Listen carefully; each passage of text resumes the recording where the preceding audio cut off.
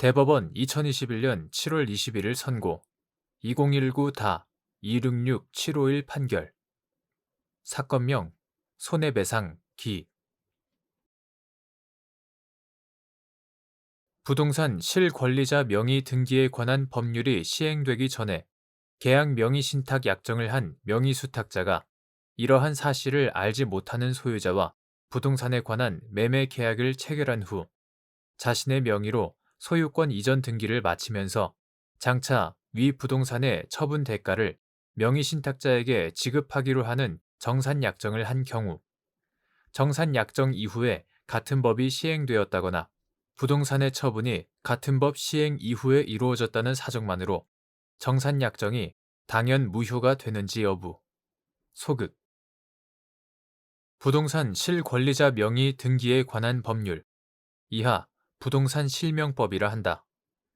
부동산 실명법이 시행되기 전에 명의 신탁자와 명의 수탁자가 명의 신탁 약정을 맺고 이에 따라 명의 수탁자가 당사자가 되어 명의 신탁 약정이 있다는 사실을 알지 못하는 소유자와 부동산에 관한 매매 계약을 체결한 후 그 매매 계약에 기하여 당해 부동산의 소유권 이전 등기를 자신의 명의로 마치는 한편 장차 위 부동산의 처분 대가를 명의 신탁자에게 지급하기로 하는 정산약정을 한 경우 그러한 약정 이후에 부동산 실명법이 시행되었다거나 그 부동산의 처분이 부동산 실명법 시행 이후에 이루어졌다고 하더라도 그러한 사정만으로 위 정산약정까지 당연히 무효로 된다고 볼 수 없다. 그 이유는 다음과 같다. 위와 같은 정산약정 당시에는 부동산 실명법이 시행되기 전으로서 부동산에 관한 명의신탁 약정이 허용되었고 명의신탁의 당사자들 사이에 명의신탁자가 이른바 내부적 소유권을 가진다고 보았다. 이에 따라 장차 명의신탁자 앞으로 목적 부동산에 관한 소유권 등기를 이전하거나 그 부동산의 처분 대가를 명의신탁자에게 지급하는 것 등을 내용으로 하는 약정도 유효하였다.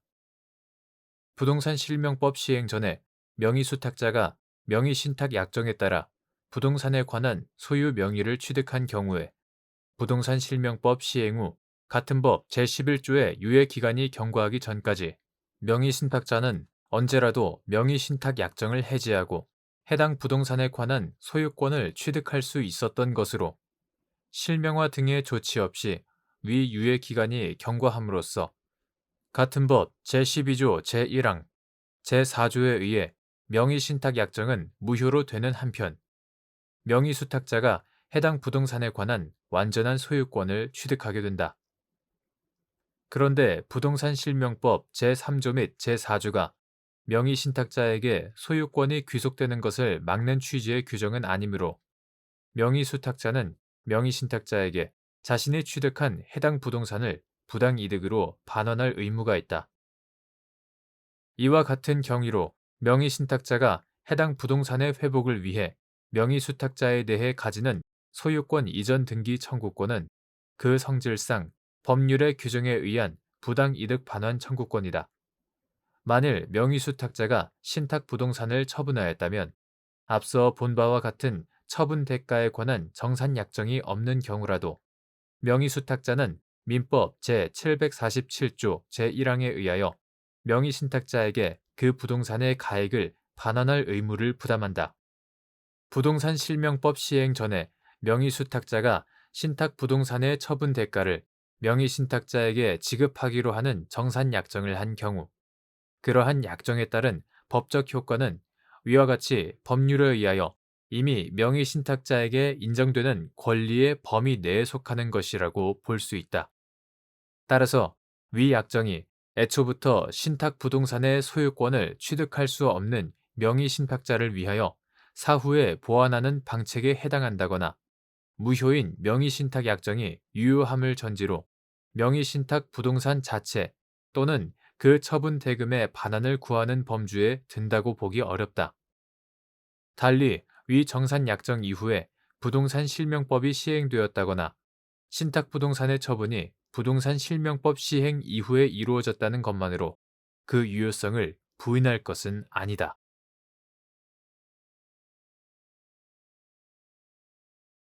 대법원 2021년 7월 21일 선고 2020-300893 판결 사건명 소유권 이전 등기 1. 채권자 대위 소송에서 피대위자인 채무자가 실존인물이 아니거나 사망한 사람인 경우 소가 적법한지 여부 소극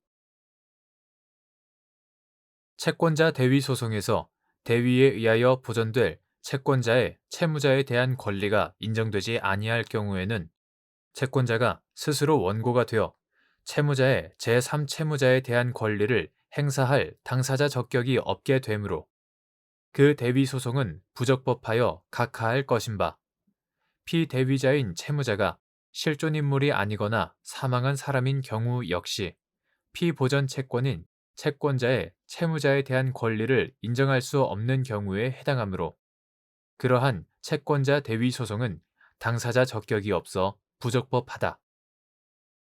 2. 국가를 상대로 한 토지 소유권 확인 청구가 확인의 이익이 있는 경우 국가를 상대로 한 토지 소유권 확인 청구는 어느 토지가 미등기이고 토지 대장이나 임야 대장상에 등록 명의자가 없거나 등록 명의자가 누구인지 알 수 없을 때와 그 밖에 국가가 등록 명의자인 제3자의 소유를 부인하면서 계속 국가 소유를 주장하는 등 특별한 사정이 있는 경우에 한하여 그 확인에 이익이 있다. 3. 미등기 토지에 대하여 토지 대장이나 임야 대장의 소유자 명의인 표시란에 구체적 주소나 인적 사항에 관한 기재가 없어서 그 명의인을 특정할 수 없는 경우 소유 명의인의 채권자가 국가를 상대로 소유 명의인을 대위하여 소유권 확인의 확정 판결을 받았다면 그 판결을 특정인이 위 토지의 소유자임을 증명하는 확정 판결이라고 볼 수 있는지 여부 소극 부동산 등기법 제65조 제2호는 확정 판결에 의하여 자기의 소유권을 증명하는 자는 미등기의 토지에 관한 소유권 보존 등기를 신청할 수 있는 것으로 규정하고 있고 부동산 등기규칙 제46조 제1항 제6호는 보존 등기 신청 시 등기 권리자의 주소 및 주민등록번호를 증명하는 정보를 첨부 정보로서 등기소에 제공하여야 한다고 규정한다. 따라서 미등기 토지에 대하여 토지 대장이나 임야 대장의 소유자 명의인 표시란에 구체적 주소나 인적 사항에 관한 기재가 없어서 그 명의인을 특정할 수 없는 경우에는 그 소유 명의인의 채권자가 국가를 상대로 소유 명의인을 대위하여 소유권 확인의 확정 판결을 받더라도 이 확인 판결에는 소유자가 특정되지 않아 특정인이 위 토지의 소유자임을 증명하는 확정 판결이라고 볼 수 없다. 등기선례 제201112-2호, 제201005-1호 등도 같은 취지로 규정하고 있다. 4. 확인의 소에서 확인의 이익의 유무가 직권조사 사항인지 여부 적극 확인의 소에서 확인의 이익의 유무는 직권조사 사항이므로 당사자의 주장 여부에 관계없이 법원이 직권으로 판단하여야 한다.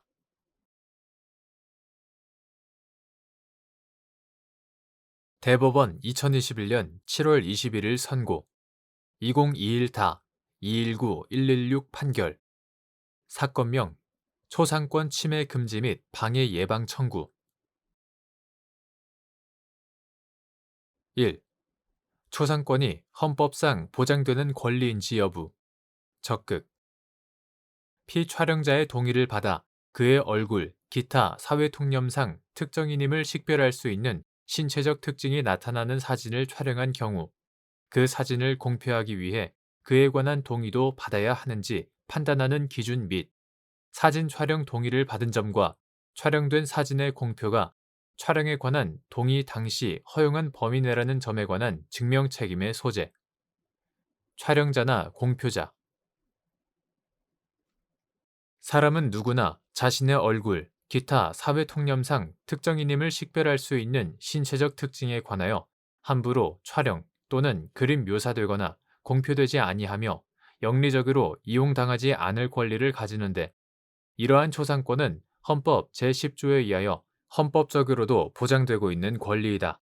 따라서 타인의 얼굴, 기타 사회 통념상 특정인임을 식별할 수 있는 신체적 특징이 나타나는 사진을 촬영하거나 공표하고자 하는 사람은 피촬영자로부터 촬영에 관한 동의를 받고 사진을 촬영하여야 하고 사진 촬영에 관한 동의를 받았다 하더라도 사진 촬영에 동의하게 된 동기 및 경위, 사진의 공표에 의하여 달성하려는 목적, 거래 관행, 당사자의 지식, 경험 및 경제적 지위, 수수된 급부가 균형을 유지하고 있는지 여부, 사진 촬영 당시 당해 공표 방법이 예견 가능하였는지 및 그러한 공표 방법을 알았더라면 당사자가 사진 촬영에 관한 동의 당시 다른 내용의 약정을 하였을 것이라고 예상되는지 여부 등 여러 사정을 종합하여 볼 때 사진 촬영에 관한 동의 당시에 피촬영자가 사회 일반의 상식과 거래의 통념상 허용하였다고 보이는 범위를 벗어나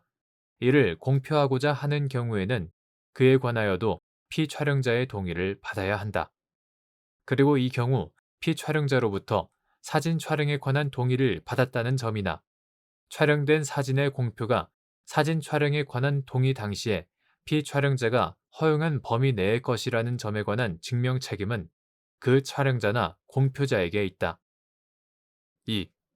처분 문서상 문헌의 객관적 의미가 명확하게 드러나지 않는 경우 계약 내용을 해석하는 방법 및 한쪽 당사자가 주장하는 약정의 내용이 상대방에게 중대한 불이익을 부과하는 경우 약정의 의미를 엄격하게 해석하여야 하는지 여부. 적극. 계약 당사자 사이에 어떠한 계약 내용을 처분 문서인 서면으로 작성한 경우에 문헌의 객관적인 의미가 명확하다면 특별한 사정이 없는 한 문헌대로 의사표시의 존재와 내용을 인정하여야 하나 그 문헌의 객관적인 의미가 명확하게 드러나지 않는 경우에는 문헌의 내용, 계약이 이루어지게 된 동기와 경위, 당사자가 계약으로 달성하려고 하는 목적과 진정한 의사, 거래의 관행 등을 종합적으로 고찰하여 논리와 경험의 법칙, 그리고 사회 일반의 상식과 거래의 통념에 따라 계약 내용을 합리적으로 해석하여야 한다. 특히 한쪽 당사자가 주장하는 약정의 내용이 상대방에게 권리를 포기하는 것과 같은 중대한 불이익을 부과하는 경우에는 그 약정의 의미를 엄격하게 해석하여야 한다. 3. 모델 갑이 장신구의 온라인 판매업을 영위하는 을 주식회사와 촬영한 사진의 저작권 및 사용권은 을 회사에 있고 을 회사는 촬영본을 인터넷에 게시 및 출판할 수 있으나 사진의 초상권은 갑에게 있다.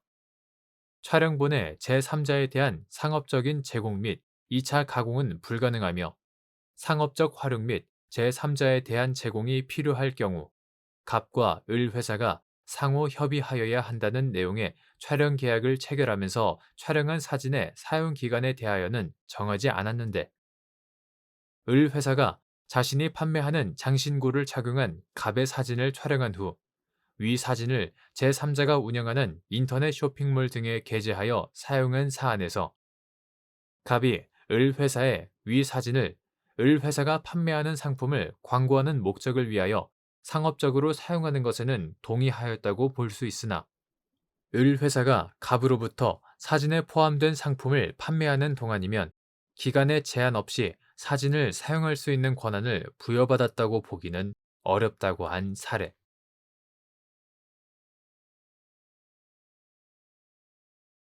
대법원 2021년 7월 22일 선고 2019다 277812 전원 합의체 판결 사건명 보험계약 무효 확인 등 청구의 소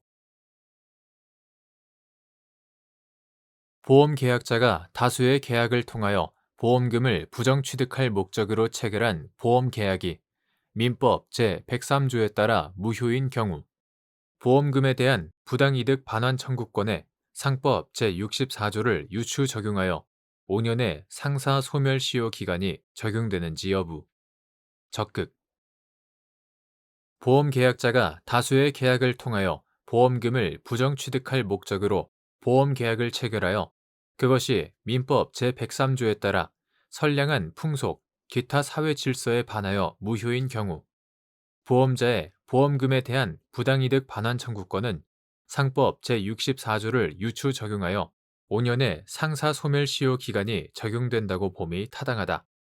상세한 이유는 다음과 같다. 첫째, 보험 계약이 선량한 풍속, 기타 사회 질서에 반하여 무효인 경우 보험자가 반환을 구하는 것은 기본적 상행위인 보험계약, 상법 제46조 제17호 보험계약에 기초하여 그에 따른 의무 이행으로 지급된 보험금이다. 이러한 반환 청구권은 보험계약의 이행과 밀접하게 관련되어 있어 그 이행 청구권에 대응하는 것이다. 둘째, 보험계약자가 다수의 계약을 통하여 보험금을 부정 취득할 목적으로 보험계약을 체결한 경우는 보험자가 상행위로 보험계약을 체결하는 과정에서 드물지 않게 발생하는 전형적인 무효 사유의 하나이다.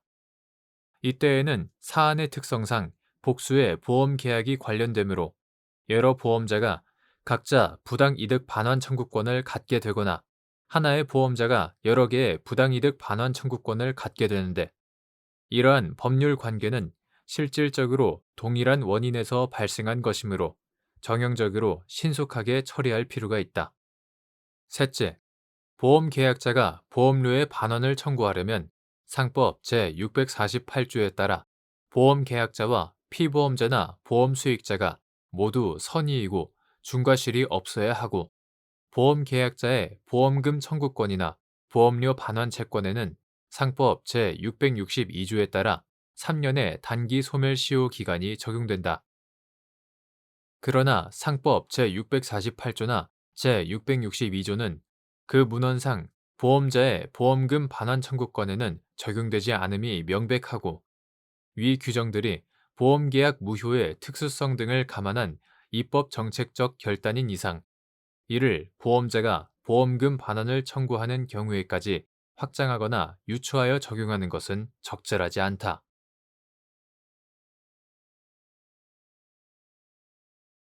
대법원 2021년 7월 22일 선고 2020다 248124 전원 합의체 판결 사건명 지역권 설정 판결 절차에서 부작위 채무 또는 부대체적 자귀 채무의 이행을 명하면서 동시에 간접 강제를 명할 수 있는지 여부, 적극 및 그 요건, 다수 의견, 부작위 채무에 관하여 판결 절차의 변론 종결 당시에 보아 부작위 채무를 명하는 집행 권한이 성립하더라도 채무자가 이를 단기간 내에 위반할 개연성이 있고 또한 판결 절차에서 민사집행법 제261조에 의하여 명할 적정한 배상액을 산정할 수 있는 경우에는 판결 절차에서도 채무 불이행에 대한 간접 강제를 할 수 있다. 또한 부대체적 자기 채무에 관하여서도 판결 절차의 변론 종결 당시에 보아 집행 권한이 성립하더라도 채무자가 부대체적 자기 채무를 임의로 이행할 가능성이 없음이 명백하고 판결 절차에서 채무자에게 간접 강제 결정의 당부에 관하여 충분히 변론할 기회가 부여되었으며 민사집행법 제261조에 의하여 명할 적정한 배상액을 산정할 수 있는 경우에는 판결 절차에서도 채무 불이행에 대한 간접 강제를 할 수 있다. 그 이유는 다음과 같다. 첫째, 본안 판결에서 동시에 민사집행법 제261조 제1항의 간접 강제에 관한 판결을 할 수 있는지 여부에 관하여 이를 명시적으로 금지하는 법 규정은 없다. 입법자는 채권에 대한 강제 이행의 원칙과 집행 권한에 기초한 강제 집행의 원칙을 규정하였을 뿐 판결 절차에서는 어떠한 경우에도 간접 강제를 명할 수 없도록 법률을 제정하였다고 볼 수 없다. 둘째, 판결 절차에서 간접 강제를 명할 수 있도록 한 이유는 부작위 채무와 부대체적 자기 채무, 이하 부작위 채무 등이라 한다. 부작위 채무 등을 이행하지 않는 경우에 집행의 실효성을 확보하고 집행 공백을 막으려는 데 있다. 셋째, 판결 절차에서 간접 강제를 명하더라도 채무자에게 크게 불리하다고 볼 수 없다. 판결 절차에서도 채권자인 원고가 간접 강제를 청구해야만 법원이 간접 강제를 명할 수 있으므로 변론 과정에서 채무자인 피고가 간접 강제에 관하여 충분히 의견을 진술할 수 있기 때문이다. 넷째, 판례가 제시하는 요건에 따라 판결 절차에서 간접 강제를 명하는 것은 분쟁의 종국적인 해결에도 이바지한다. 대법관 이기택, 대법관 안철상, 대법관 이흥구의 반대 의견. 첫째, 판결 절차와 강제집행 절차의 준별이라는 측면에서 볼 때 민사집행법에서 정한 절차 규정이 강행 규정이라는 점. 강제집행은 국가가 채무자에 대하여 강제력을 행사하는 것이므로 반드시 법률에 근거가 있어야 하는 점. 판결 절차에서 간접 강제를 명할 경우 생략되는 절차의 내용을 고려하면 판결 절차에서 명하는 간접 강제는 민사집행법이 예정한 간접 강제와는 전혀 다른 절차인 점. 둘째, 집행의 실효성 확보라는 측면에서 볼 때 집행 권한의 성립과 간접 강제 결정 사이의 시간적 간격은 집행 권한의 성립에 소요되는 기간과 비교할 때 극히 짧은 기간인 점. 다수 의견이 우려하는 집행 공백 기간의 문제는 가처분 절차를 통해 충분히 대비할 수 있는 점. 셋째, 당사자의 이익 형량이라는 관점에서 볼 때 부작위 채무 등과 그와 다른 종류의 채무를 차별 취급하는 것은 부당한 점. 판결 절차에서 간접 강제를 명한다고 해도 결과적으로 채권자에게 실효적인 조치도 아니고 채무자에게 매우 불리한 조치인 점 등을 종합하여 보면 판결 절차에서 간접 강제를 명할 수는 없다고 보아야 한다.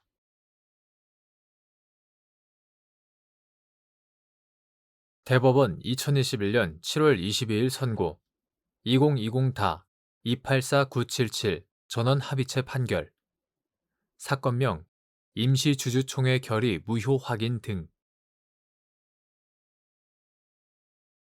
주주총회 결의의 부존재 또는 무효 확인을 구하는 소를 여러 사람이 공동으로 제기한 경우 민사소송법 제67조가 적용되는 필수적 공동소송에 해당하는지 여부 적극 다수 의견 주주총회 결의의 부존재 또는 무효 확인을 구하는 소의 경우 상법 제380조에 의해 준용되는 상법 제190조 본문에 따라 청구를 인용하는 판결은 제3자에 대하여도 효력이 있다. 이러한 소를 여러 사람이 공동으로 제기한 경우 당사자 1인이 받은 승소 판결의 효력이 다른 공동소송인에게 미치므로 공동소송인 사이에 소송법상 합일 확정의 필요성이 인정되고 상법상 회사관계 소송에 관한 전속 관할이나 병합심리 규정, 상법 제186조, 제188조, 병합심리 규정도 당사자 간 합일 확정을 전제로 하는 점 및 당사자의 의사와 소송 경제 등을 함께 고려하면 이는 민사소송법 제67조가 적용되는 필수적 공동소송에 해당한다. 대법관 이기택, 대법관 박정화, 대법관 김선수, 대법관 이흥구의 별개 의견. 청구를 기각하는 판결은 제3자에 대해 효력이 없지만 청구를 인용하는 판결은 제3자에 대해 효력이 있는 상법상 회사관계소송에 관하여 여러 사람이 공동으로 소를 제기한 경우 이러한 소송은 공동소송의 원칙적 형태인 통상공동소송이라고 보아야 한다. 필수적 공동소송의 요건인 합일 확정의 필요성을 인정할 수 없어 민사소송법 제67조를 적용하여 소송 자료와 소송 진행을 엄격히 통일시키고 당사자의 처분권이나 소송 절차에 관한 권리를 제약할 이유나 필요성이 있다고 할 수 없다.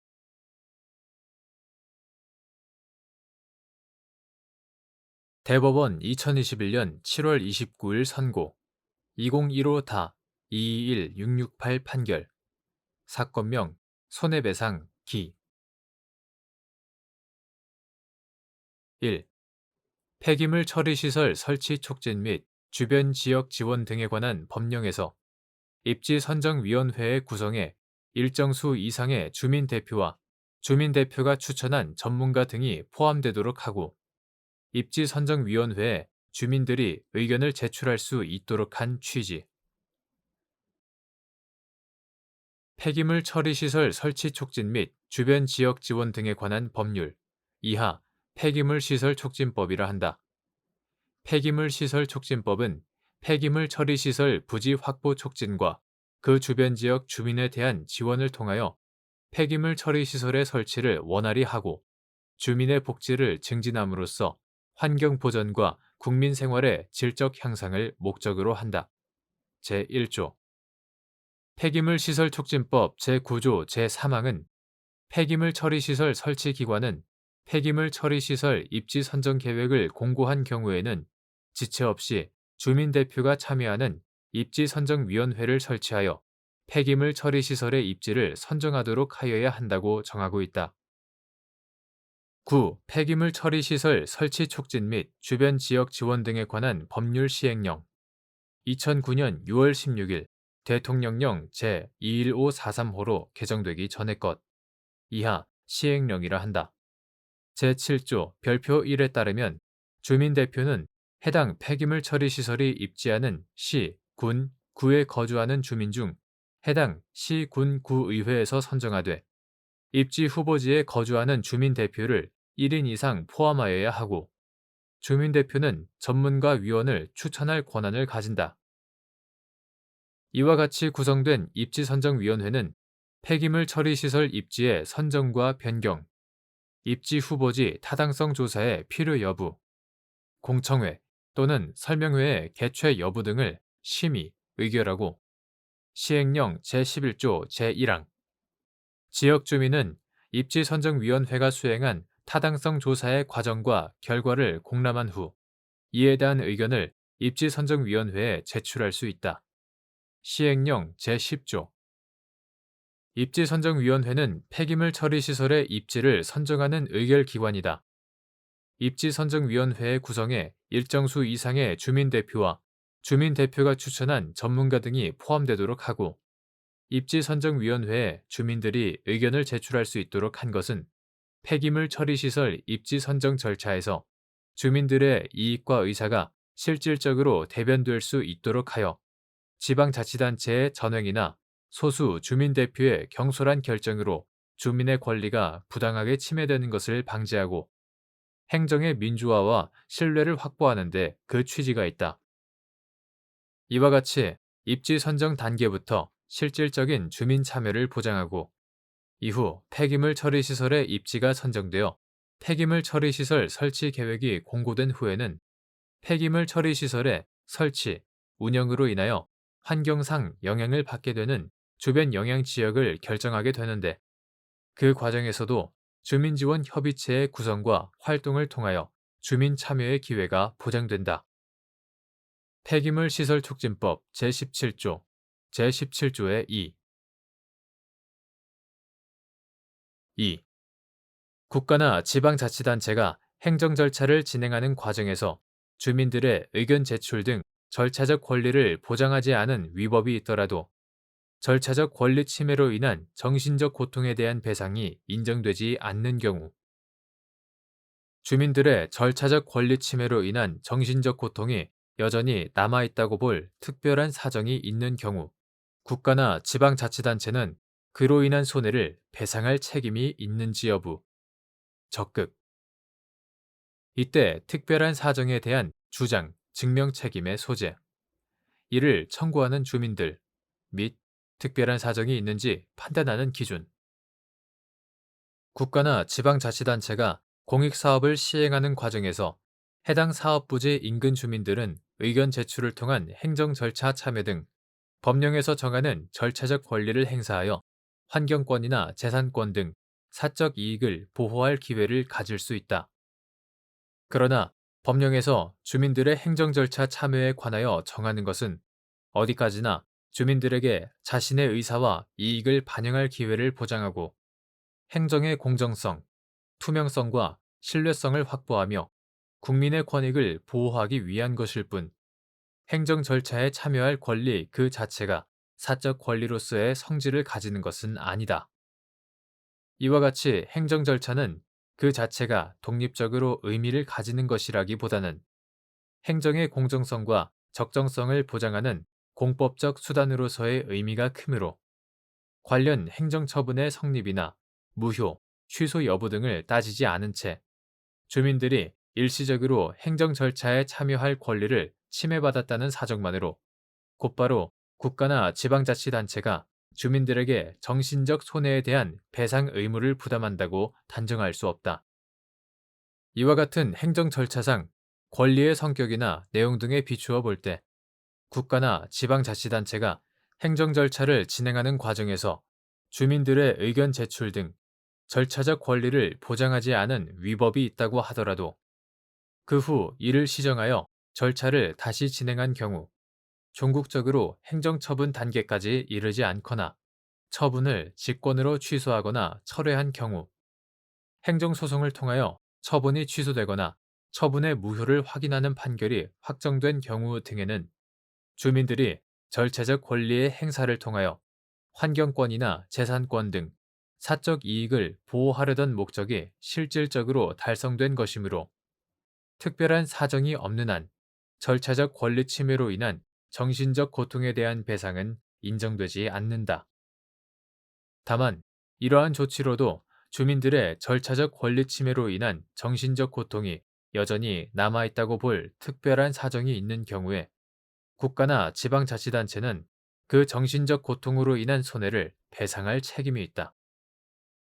이때 특별한 사정이 있다는 사실에 대한 주장, 증명 책임은 이를 청구하는 주민들에게 있고 특별한 사정이 있는지는 주민들에게 행정 절차 참여권을 보장하는 취지, 행정 절차 참여권이 침해된 경위와 정도, 해당 행정 절차 대상 사업의 시행 경과 등을 종합적으로 고려해서 판단해야 한다.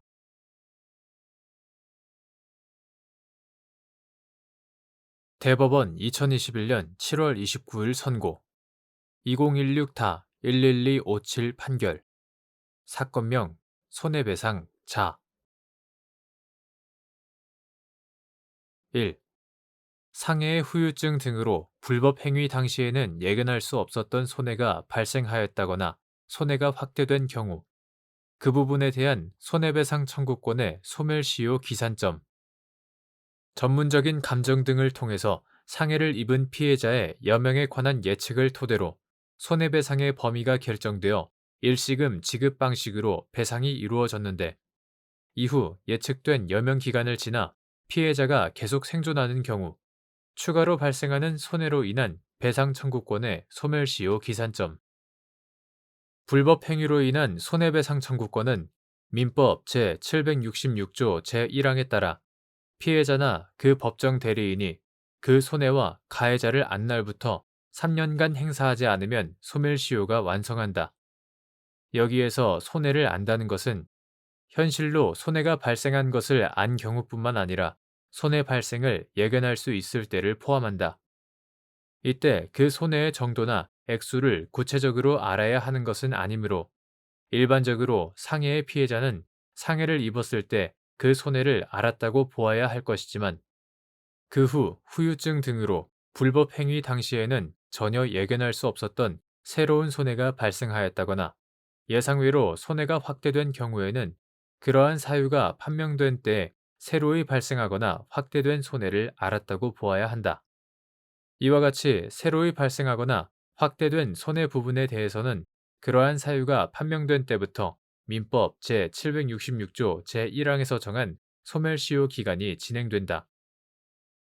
전문적인 감정 등을 통해서 상해를 입은 피해자의 여명에 관한 예측을 토대로 손해배상의 범위가 결정되어 소송 또는 합의 등을 통하여 정기금 지급 방식이 아닌 일시금 지급 방식으로 배상이 이루어졌는데 이후 예측된 여명 기간을 지나 피해자가 계속 생존하게 되면 종전에 배상이 이루어질 당시에는 예상할 수 없었던 새로운 손해가 발생할 수 있다.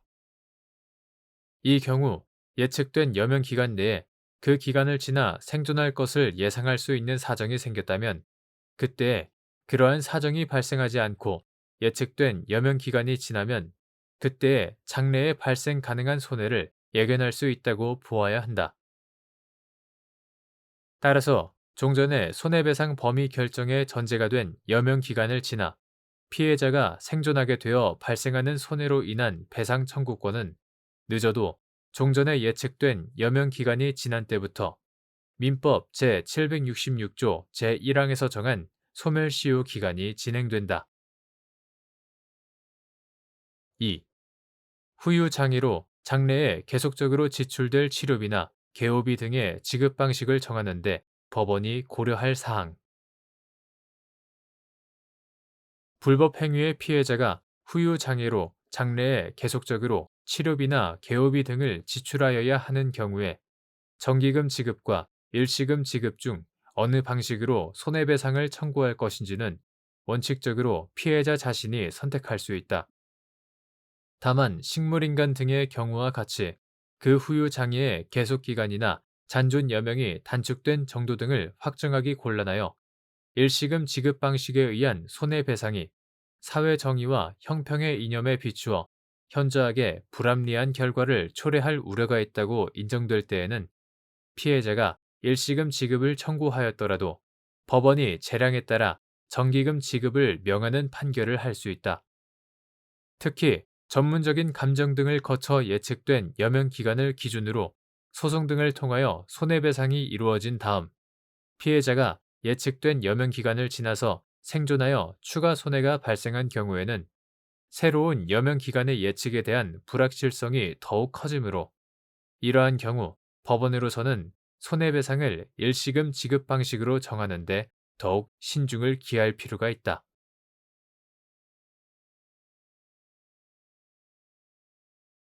대법원 2021년 7월 29일 선고 2016-259363 판결 사건명 손해배상 기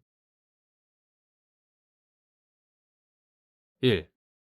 헌법재판소가 2021년 5월 27일 선고한 구 광주민주화 운동 관련자 보상 등에 관한 법률 제16조 제2항에 광주 민주화 운동과 관련하여 입은 피해 중 정신적 손해 부분은 헌법에 위반된다는 결정이 법원에 대하여 기속력이 있는지 여부, 적극 및 위 일부 위헌 결정의 효력이 그 결정이 있기 전에 위 조항의 위헌 여부가 재판의 전제가 되어 법원에 계속 중이던 사건에 미치는지 여부, 적극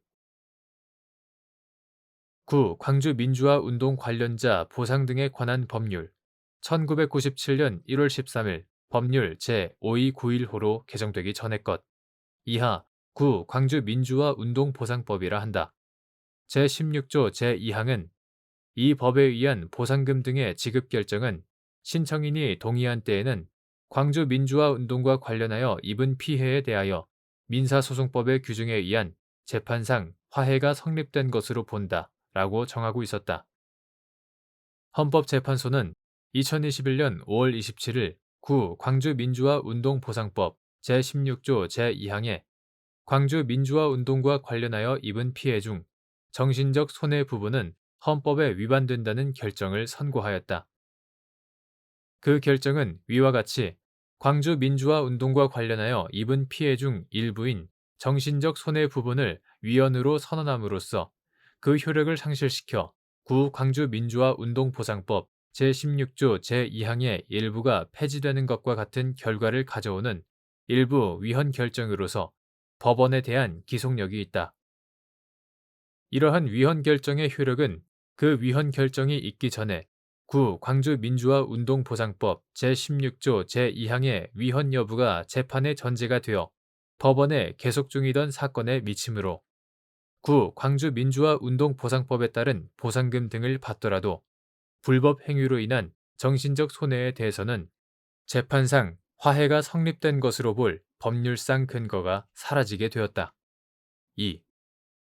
헌법재판소가 2018년 8월 30일 선고한 민법 제166조 제1항, 제766조 제2항 중 진실, 화해를 위한 과거사 정리 기본법 제2조 제1항 제3호 민간인 집단 희생 사건 제4호 중대한 인권 침해 사건, 조작 의혹 사건 제4호에 적용되는 부분은 헌법에 위반된다는 위헌 결정의 효력이 위 제3호, 제4호 사건에서 공무원의 위법한 직무 집행으로 입은 손해에 대한 배상을 구하는 소송이 위헌 결정 당시까지 법원에 계속되어 있는 경우에도 미치는지 여부, 적극 및 위 손해배상 청구권에 대하여 민법 제766조 제2항 또는 국가재정법 제96조 제2항에 따른 소멸시효가 적용되는지 여부, 소극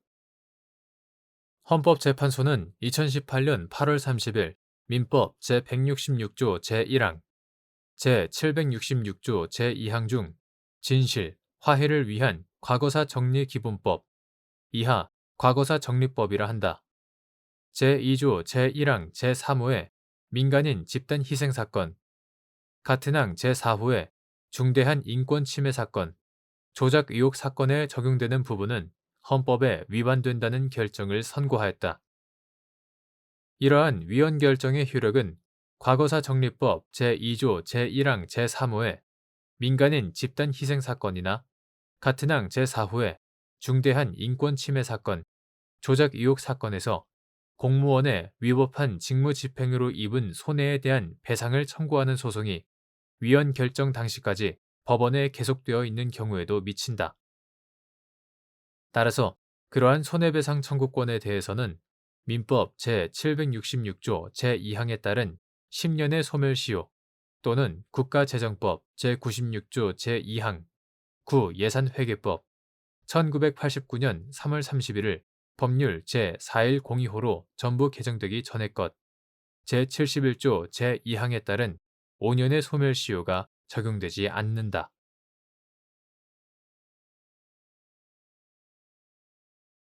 대법원 2021년 7월 29일 선고 2017다 3222 등 판결 사건명 주식인도 등 1.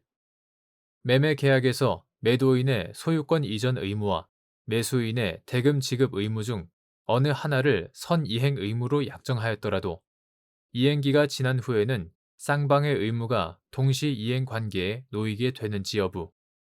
원칙적 적극. 매매 계약에서 대가적 의미가 있는 매도인의 소유권 이전 의무와 매수인의 대금 지급 의무는 다른 약정이 없는 한 동시 이행의 관계에 있다. 설령 어느 의무가 선이행 의무라고 하더라도 이행기가 지난 때에는 이행기가 지난 후에도 여전히 선이행하기로 약정하는 등의 특별한 사정이 없는 한 그 의무를 포함하여 매도인과 매수인 쌍방의 의무는 동시 이행 관계에 놓이게 된다. 2. 발행주식 전부 또는 지배주식의 양도와 함께 경영권이 이전되는 경우 주식의 양도 의무와 독립적으로 경영권 양도 의무를 인정할 수 있는지 여부. 소극. 발행주식 전부 또는 지배주식의 양도와 함께 경영권이 주식 양도인으로부터 주식 양수인에게 이전하는 경우 경영권의 이전은 발행주식 전부 또는 지배주식의 양도에 따른 부수적인 효과에 지나지 않아 주식 양도 의무와 독립적으로 경영권 양도 의무를 인정하기 어렵다. 3. 주식 양도 청구권이 압류 또는 가압류된 경우 채무자가 제3채무자를 상대로 주식의 양도를 구하는 소를 제기할 수 있는지 여부, 적극 및 법원이 가압류를 이유로 이를 배척할 수 있는지 여부, 소극 위 주식이 지명채권의 양도 방법으로 양도할 수 있는 주권 발행 전 주식인 경우 법원이 위 청구를 인용하려면 가압류의 해제를 조건으로 하여야 하는지 여부, 적극 및 이는 가압류의 제3채무자가 채권자의 지위를 겸하는 경우에도 마찬가지인지 여부, 적극 일반적으로 주식 양도 청구권의 압류나 가압류는 주식 자체의 처분을 금지하는 대물적 효력은 없고 채무자가 제3채무자에게 현실로 급부를 추심하는 것을 금지할 뿐이다. 따라서 채무자는 제3채무자를 상대로 그 주식의 양도를 구하는 소를 제기할 수 있고 법원은 가압류가 되어 있음을 이유로 이를 배척할 수 없다. 다만 주권 발행 전이라도 회사 성립 후 또는 신주의 납입 기일 후 6개월이 지나면 주권의 교부 없이 지명채권의 양도에 관한 일반 원칙에 따라 당사자의 의사표시만으로 주식을 양도할 수 있으므로 주권 발행 전 주식의 양도를 명하는 판결은 의사의 진술을 명하는 판결에 해당한다. 이러한 주식의 양도를 명하는 판결이 확정되면 채무자는 일방적으로 주식 양수인의 지위를 갖게 되고 제3채무자는 이를 저지할 방법이 없으므로 가압류의 해제를 조건으로 하지 않는 한 법원은 이를 인용해서는 안 된다. 이는 가압류의 제3채무자가 채권자의 지위를 겸하는 경우에도 동일하다.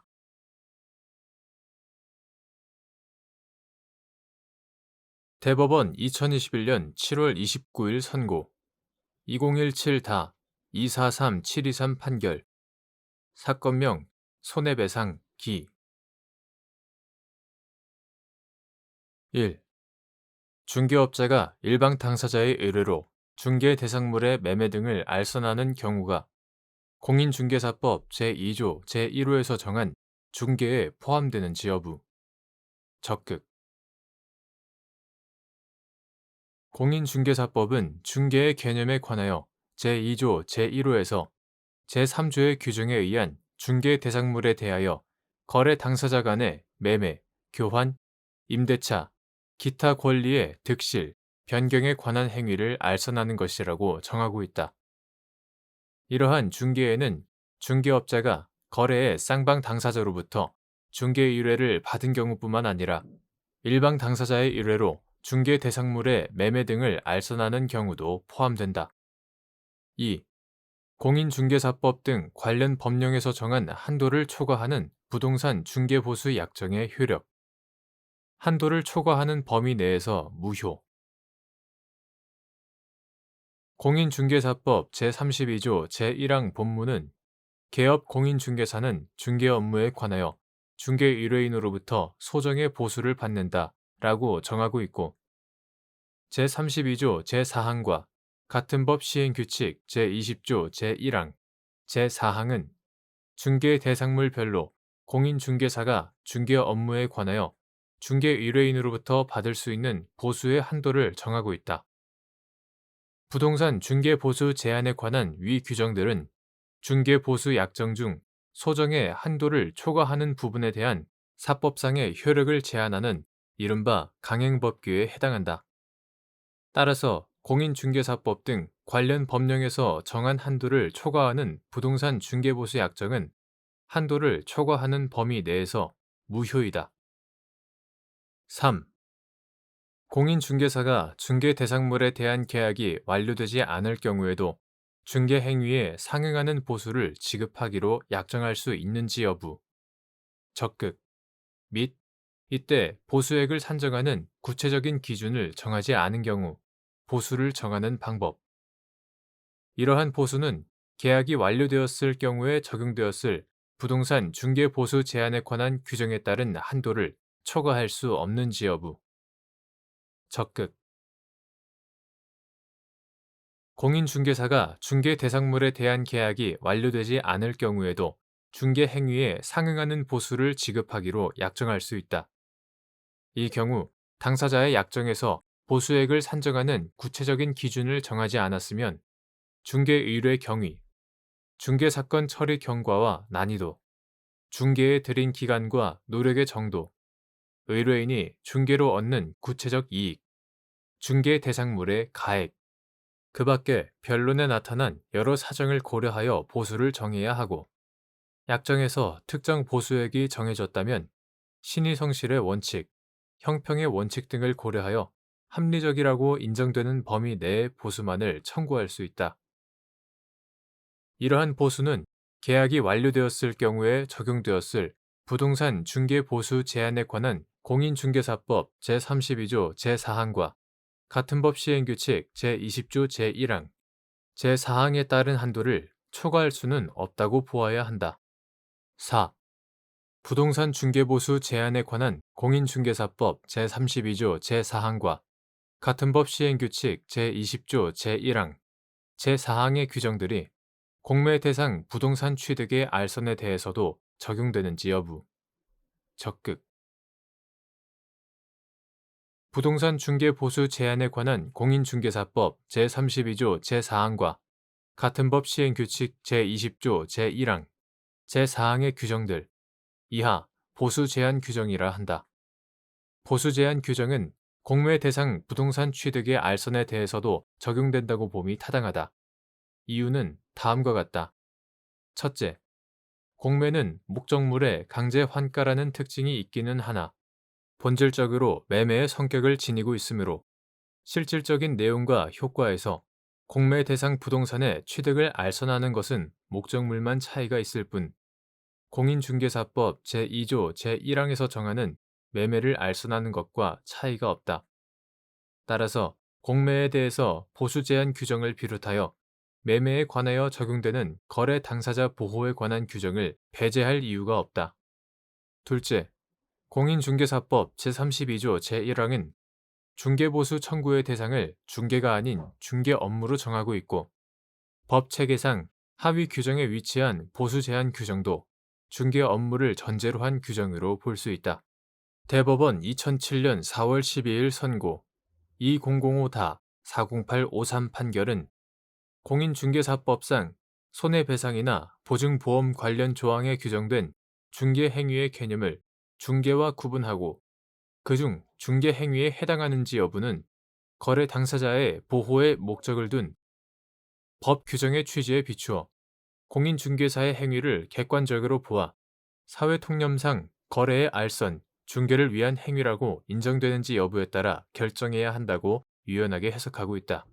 이러한 법리는 중개보수 관련 조항에 규정되어 있는 중개 업무의 해석에도 그대로 적용할 수 있다. 셋째, 공인중개사법 제14조는 개업 공인중개사가 국세징수법, 그 밖의 법령에 의한 공매 대상 부동산에 대하여 권리 분석, 취득의 알선 및 매수 신청 대리 등을 할 수 있다고 정하고 있고 제2항 그에 관한 요건 등을 대법원 규칙으로 정하도록 하고 있다. 제3항 그 위임에 따라 공인중개사의 매수 신청 대리인 등록 등에 관한 규칙 제17조 제1항 등에서는 공매 대상 부동산에 관한 권리 분석과 매수 신청 대리에 대한 보수에 관하여 법정 한도를 정하고 있는데 취득의 알선에 대한 보수에 관해서는 아무런 규정을 두고 있지 않다. 만일 공매 대상 부동산 취득의 알선에 관하여 보수 제한 규정이 적용되지 않는다고 본다면 공인중개사가 취득의 알선에서 나아가 매수 신청 대리까지 한 경우에는 법령상 보수 제한을 받는 것에 비해 취득의 알선에 그치는 경우에는 오히려 제한 없이 보수를 받을 수 있다는 부당한 결론에 이르게 된다.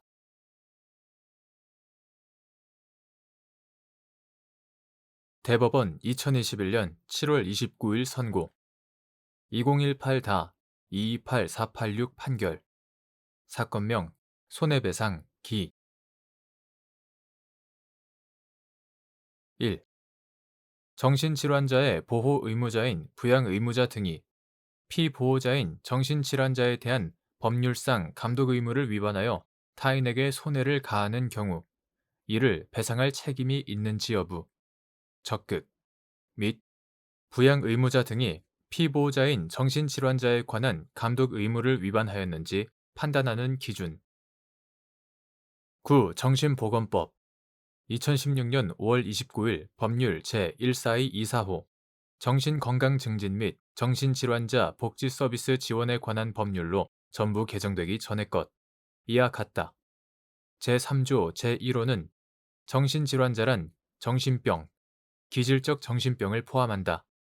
인격장애, 알코올 및 약물 중독, 기타 비정신병적 정신장애를 가진 자라고 정의하고 있고 제21조 제1항 본문은 정신질환자의 민법상의 부양의무자 또는 후견인, 이하 부양의무자 등이라 한다. 부양의무자 등은 정신질환자의 보호 의무자가 된다 라고 정하고 있다. 또한 제22조 제2항은 보호 의무자는 보호하고 있는 정신질환자가 자신 또는 타인을 해치지 아니하도록 유의하여야 한다 라고 정하여 부양 의무자 등에게 피보호자인 정신질환자에 대한 감독 의무를 부과하고 있다. 정신질환자가 심신상실 중에 타인에게 손해를 가하여 배상의 책임이 없는 경우에는 민법 제755조 제1항에 따라 그를 감독할 법정 의무 있는 자가 손해를 배상할 책임이 있다. 정신질환자가 책임 능력이 있는 경우에도 그 손해가 감독 의무자의 감독 의무 위반과 인과관계가 있으면 감독 의무자는 일반 불법 행위자로서 민법 제750조에 따라 손해를 배상할 책임이 있다. 위와 같은 법 규정의 문헌과 체계 등에 비추어 보면 부양 의무자 등은 피보호자인 정신질환자에 대한 법률상 감독 의무를 부담하므로 그 의무 위반으로 타인에게 손해를 가하는 경우에 이를 배상할 책임이 있으나 이러한 감독 의무는 정신질환자의 행동을 전적으로 통제하고 그 행동으로 인한 모든 결과를 방지해야 하는 일반적인 의무가 아니라 구 정신보건법 등 관련 법령의 취지, 신의성실의 원칙, 형평의 원칙 등을 종합적으로 고려하여 합리적으로 제한된 범위에서의 의무라고 해석함이 타당하다. 구체적인 사안에서 부양 의무자 등이 피보호자인 정신질환자에 관한 감독 의무를 위반하였는지는 정신질환자의 생활이나 심신의 상태 등과 함께 친족 관계와 동거 여부, 일상적인 접촉 정도, 정신질환자의 재산 관리 관여 상황 등 정신질환자와의 관계, 정신질환자가 과거에도 타인에게 위해를 가하는 행동을 한 적이 있는지 여부와 그 내용, 정신질환자의 상태에 대응하는 보호와 치료 상황 등 모든 사정을 종합적으로 고려하여 피보호자인 정신질환자가 타인을 위해할 가능성이 있다는 구체적인 위험을 인지하였는데도 대비를 하지 않은 경우와 같이 부양 의무자 등에게 정신질환자의 행위에 관해서 책임을 묻는 것이 타당한 객관적 상황이 인정되는지 여부에 따라 개별적으로 판단해야 한다. 2. 양극성 정동장애를 앓고 있는 정신질환자인 갑이 아파트 방에서 불을 질렀다가 갑의 아버지인 을이 불을 껐는데 약 4시간 후 갑이 방 안에서 다시 불을 질러 인접 호수의 아파트로 불이 옮겨붙어 병 등에게 손해가 발생한 사안에서 을에게는 갑이 타인을 위해할 가능성이 있다는 구체적인 위험을 인지하였는데도 대비를 하지 않아 갑의 행위에 관해서 책임을 묻는 것이 타당한 객관적 상황이 인정되므로 을의 손해배상 책임을 인정한 원심 판단이 정당하다고 한 사례.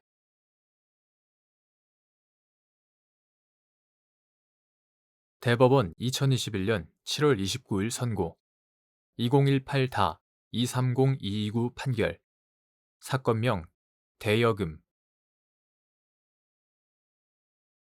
1. 본안에 대한 종국 판결이 있은 뒤에 원고는 소를 취하하고 피고는 이에 동의한다는 내용의 화해 권고 결정이 확정되어 소송이 종결된 경우 민사소송법 제267조 제2항의 규정에 따라 같은 소를 제기하지 못하는지 여부 적극 화해 권고 결정에 원고는 소를 취하하고 피고는 이에 동의한다는 화해 조항이 있고 이러한 화해 권고 결정에 대하여 양 당사자가 이의하지 않아 확정되었다면 화해 권고 결정의 확정으로 당사자 사이에 소를 취해야 한다는 내용의 소송상 합의를 하였다고 볼 수 있다. 따라서 본안에 대한 종국 판결이 있은 뒤에 이러한 화해 권고 결정이 확정되어 소송이 종결된 경우에는 소 취하한 경우와 마찬가지로 민사소송법 제267조 제2항의 규정에 따라 같은 소를 제기하지 못한다. 2.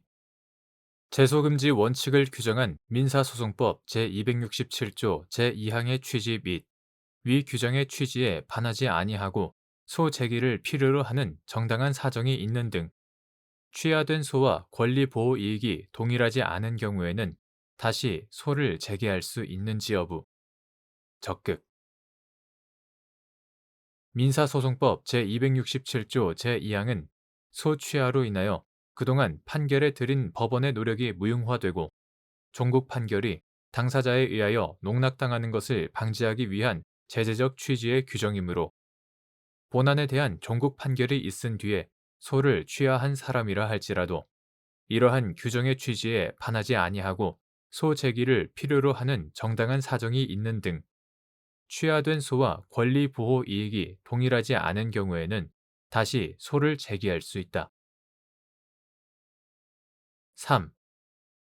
갑 주식회사가 을을 상대로 대여금 청구 소송을 제기하여 공시송달에 의한 승소 판결을 선고받았고 그 후 갑 회사로부터 대여금 채권을 양수한 병유한 회사가 을을 상대로 양수금 청구 소송을 제기하여 공시송달에 의한 승소 판결을 선고받았으며 을이 위 판결들에 대하여 각 추한 항소를 제기하였는데 양수금 청구 소송의 항소심 법원이 병 회사는 소를 취하하고 을은 소 취하에 동의한다는 내용의 화해 권고 결정을 하였고 화해 권고 결정이 확정되기 전 병 회사가 대여금 청구 소송의 항소심에서 승계 참가 신청을 한 사안에서 병 회사의 승계 참가 신청이 제소금지 원칙에 위반된다고 보기 어렵다고 한 사례.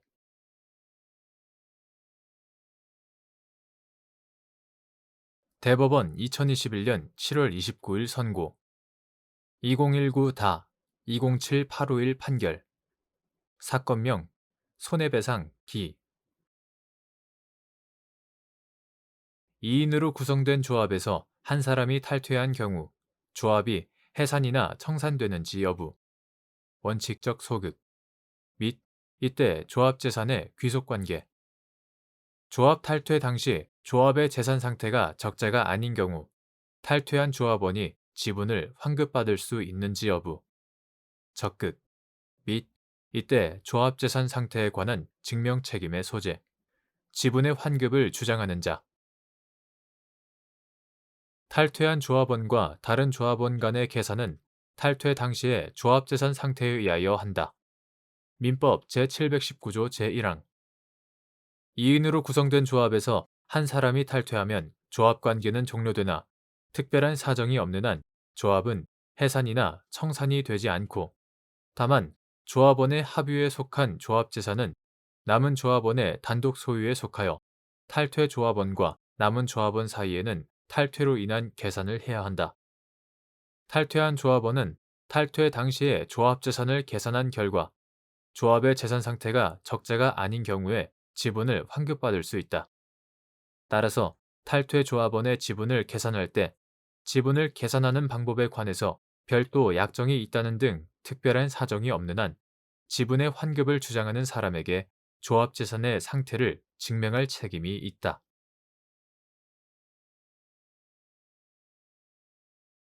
대법원 2021년 7월 29일 선고 2019다 216077 판결 사건명 건물 명도 인도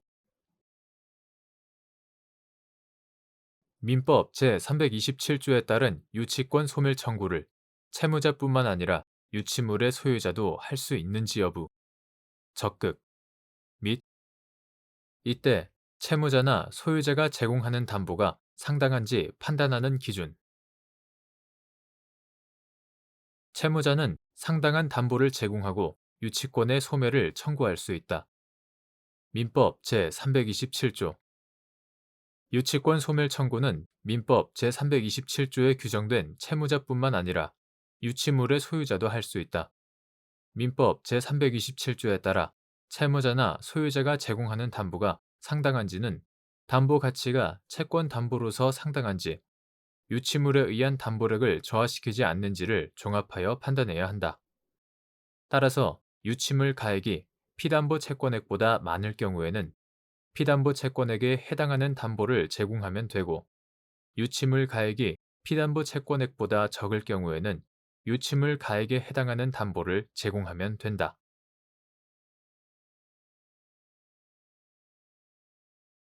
대법원 2021년 7월 29일 선고 2019다 300477 판결 사건명 부당이득금 공익사업을 위한 토지 등의 취득 및 보상에 관한 법률 제78조 등에서 정한 주거 이전비 등의 지급 절차가 이루어지지 않은 경우 주택 재개발 정비 사업의 시행자가 종전 토지나 건축물을 사용, 수익하고 있는 현금 청산 대상자를 상대로 부당 이득 반환을 청구할 수 있는지 여부. 소극. 구도시 및 주거환경정비법 2017년 2월 8일 법률 제14567호로 전부 개정되기 전의 것. 이하 구도시정비법이라 한다. 제49조 제6항은 관리처분 계획에 인가, 고시가 있은 때에는 종전의 토지 또는 건축물의 소유자, 지상권자, 전세권자, 임차권자 등 권리자는 제54조의 규정에 의한 이전의 고시가 있은 날까지 종전의 토지 또는 건축물에 대하여 이를 사용하거나 수익할 수 없다. 다만 사업 시행자의 동의를 받거나 제40조 및 공익사업을 위한 토지 등의 취득 및 보상에 관한 법률, 이하 토지보상법이라 한다. 토지보상법에 따른 손실보상이 완료되지 아니한 권리자의 경우에는 그러하지 아니하다고 정한다. 이 조항은 토지보상법 제43조에 대한 특별 규정으로서 사업 시행자가 현금 청산 대상자나 임차인 등에 대해서 종전의 토지나 건축물의 인도를 구하려면 관리처분 계획의 인가, 고시만으로는 부족하고 구도시정비법 제49조 제6항 단서에서 정한 대로 토지보상법에 따른 손실보상이 완료되어야 한다. 구도시정비법 제40조 제1항 본문은 정비사업의 시행을 위한 수용 또는 사용에 관하여 도시정비법에 특별한 규정이 있는 경우를 제외하고는 토지보상법을 준용한다고 정한다. 토지보상법 제78조 제1항은 사업 시행자는 공익사업의 시행으로 인하여 주거용 건축물을 제공함에 따라 생활의 근거를 상실하게 되는 자를 위하여 대통령령으로 정하는 바에 따라 이주 대책을 수립, 실시하거나 이주 정착금을 지급하여야 한다라고 정하고 공익사업을 위한 토지 등의 취득 및 보상에 관한 법률 시행령 제41조는 사업 시행자가 이주 대책을 수립, 실시하지 아니하는 경우 또는 이주 대책 대상자가 이주 정착지가 아닌 다른 지역으로 이주하려는 경우에는 이주 대책 대상자에게 국토교통부령으로 정하는 바에 따라 이주 정착금을 지급하여야 한다고 정한다. 또한 토지보상법 제78조 제5항은 주거용 건물의 거주자에 대하여는 주거 이전에 필요한 비용과 가재도구 등 동산의 운반에 필요한 비용을 산정하여 보상하여야 한다라고 정한다. 이러한 법령 조항의 내용과 체계, 그 개정 경위와 입법 취지를 종합하면 토지보상법 제78조 등에서 정한 주거 이전비, 이주 정착금, 이사비, 이하 주거 이전비 등이라 한다. 주거 이전비 등은 구도시정비법 제49조 제6항 단서에서 정한 토지보상법에 따른 손실보상에 해당한다고 보아야 한다. 구도시정비법 제49조 제6항 단서에서 정한 토지보상법에 따른 손실보상이 완료되려면 협의나 수용 재결에서 정해진 토지나 건축물 등에 대한 보상금의 지급 또는 공탁뿐만 아니라 주거 이전비 등에 대한 지급 절차까지 이루어져야 한다. 만일 협의나 재결 절차 등에 따라 주거 이전비 등의 지급 절차가 이루어지지 않았다면 관리처분 계획의 인가, 고시가 있더라도 분양 신청을 하지 않거나 철회하여 현금 청산 대상자가 된 자는 종전의 토지나 건축물을 사용, 수익할 수 있다. 위와 같이 주거 이전비 등을 지급할 의무가 있는 주택 재개발 정비 사업의 시행자가 종전 토지나 건축물을 사용, 수익하고 있는 현금 청산 대상자를 상대로 부당이득 반환을 청구하는 것은 허용되지 않는다.